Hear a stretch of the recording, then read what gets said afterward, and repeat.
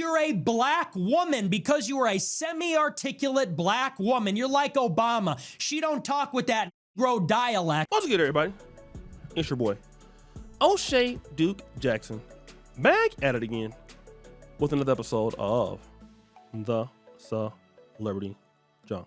Many brothers like Candace Owens for whatever reason. I even see the brothers who don't like swirlers. I mean, the black women who go out there and worship white men. There are plenty of black men who have problems with those kind of women. But when it comes to Candace Owens, there tends to be an exception. And that is because Candace Owens tends to be anti-feminist, holding the black community accountable, things like that, all right? And so this is kind of what Candace Owens literally is known for. Now, with that being said, there is something going on with Candace, because obviously she's attached herself to the right, not only just the right, but almost like to the far right. So if you want to consider that to a certain degree, is it alt-right, things like that. And of course, whenever you decide to work with somebody like Nick Fuentes, even podcasting, even debating, knowing that he's been suspended from YouTube, knowing that that particular group does not like blacks, I mean, you just know that something weird will come out of that. And not only that, Nick Fuentes,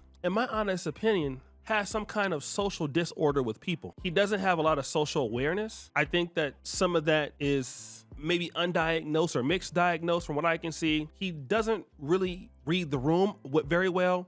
And if he offends people, he doesn't know why or know how. Like, that's why he's literally an incel, because he just is socially awkward. And so that may have contributed to where he is right now in his life. And we got to look at it. I mean, he's racist for sure, but he's down bad. So when you know that somebody is down bad like Nick Fuentes, you should never take a person like that seriously, because something is wrong with him. But instead of that, Candace Owens feels like she needs to have this guy on the show when she was literally trying to distance herself. Remember, Candace Owens lost her YouTube monetization and then got it back. All right. Now she basically is interviewing Nick Fuentes. They talk about some social race theories, many of which he's talking, in his honest opinion, very negatively about blacks. She's not really pushing back on that. And then something happened where, after the podcast, she said that she was going to, come after him for whatever reason. And then this happened. And above all else, put some respect on my name. And I hit the nail on my head at the end. I kind of went off and I said, look, I was 17. What's your excuse? You got married later than me. You got red-pilled later than me. You became a truth teller later than me, and you haven't gone through a fraction of what I've gone through. And she wants to call me out. That's what she texted me. She goes, I'm calling you out. And my response to that is, you have no right to call me out. And maybe it's time for you as a woman to sit down and shut the up. That's me, a man. You want to say, make me a sandwich? Okay, this is me, a man, telling you, a woman, to sit down and shut the up before you call out anybody else. Sit down and shut the up. I'm so sick of it. She's got her book, Make Me a Sandwich. That's the book cover.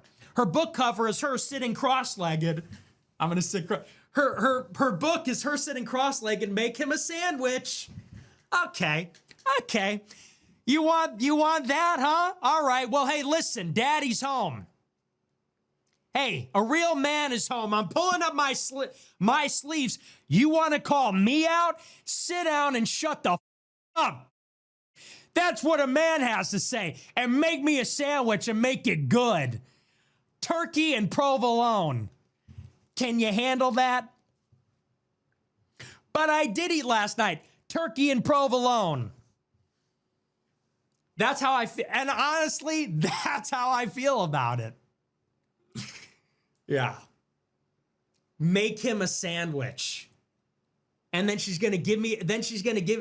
texts me on Friday, I'm calling you out. I've had enough of you calling me out.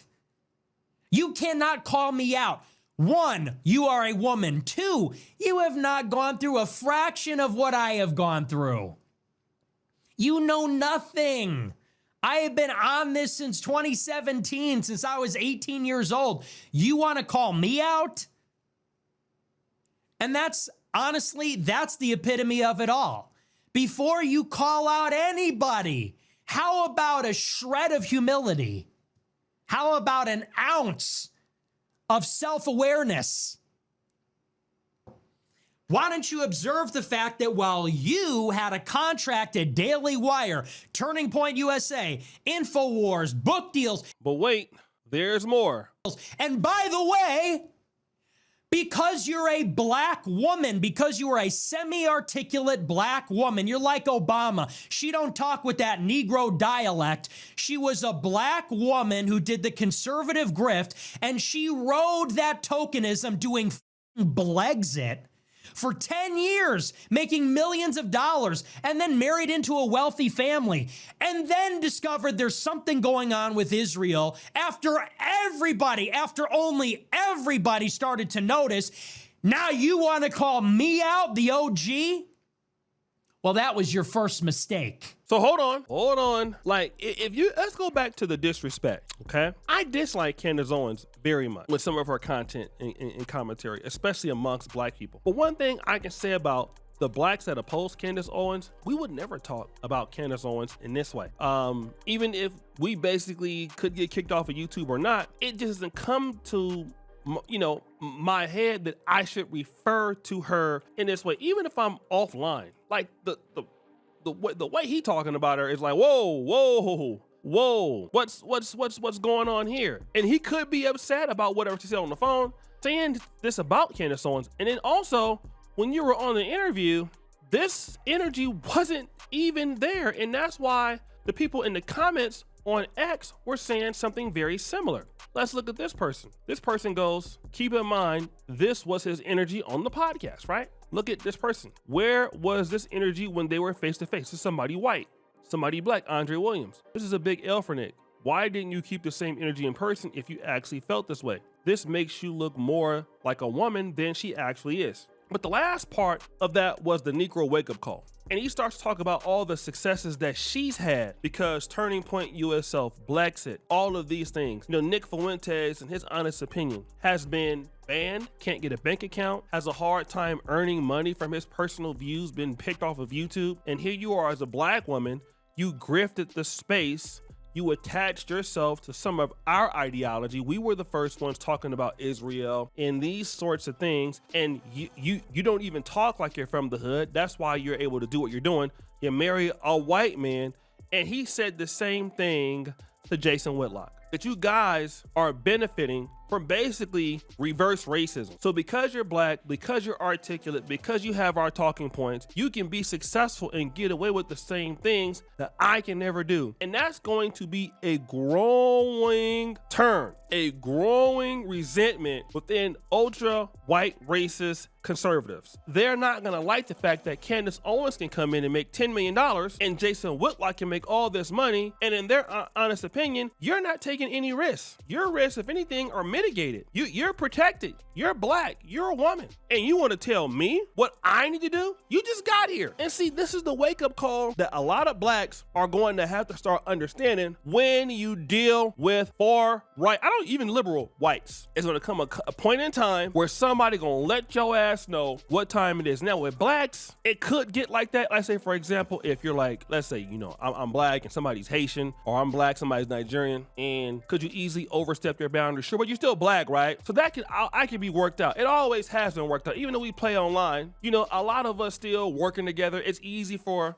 a African person. Look at Caroline Wanga. She can come into Essence and do something. It's easy for me to come to Africa and do something because we black, right? And so we still align in the same way with a certain level of mutual respect. Once you start getting into them white spaces though, they're gonna tell your ass what time it is. They're gonna tell you what time it is. They're not trying to hear all that. And see, then when you start getting a Negro wake-up call, now all of a sudden, people gonna start telling you how they feel. This is not like how it used to be. Dr. Claude Anderson predicted it. He said white people are going to be more vocal. Said this in 1995, how they feel about black. And right now, if you look at X, where you really can barely get banned from talking bad about blacks, they letting us know every day how they feel about us. And we need to understand that. And that's why I sit around, I make my little videos for my little community. I make my little clapathon tech videos and all that being funny. Because why? I'm trying to deal with y'all. That's why I'm over here in Africa right now. I'm about to go out there and walk right now, see what ghosts I can find out here in Uganda. That's why I mind my business. Because you ain't gonna never really get no respect over there with them. I Show Speed is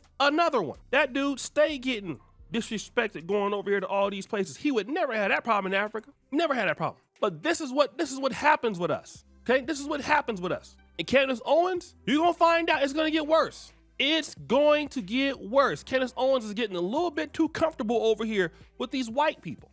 She don't know when to stay in her lane. You don't even know who you dealing with. So guys, it's your boy O'Shea Duke Jackson back at it again with another episode of The Celebrity Junk. Appreciate you for all you do. Subscribe, hit the bell. We're out.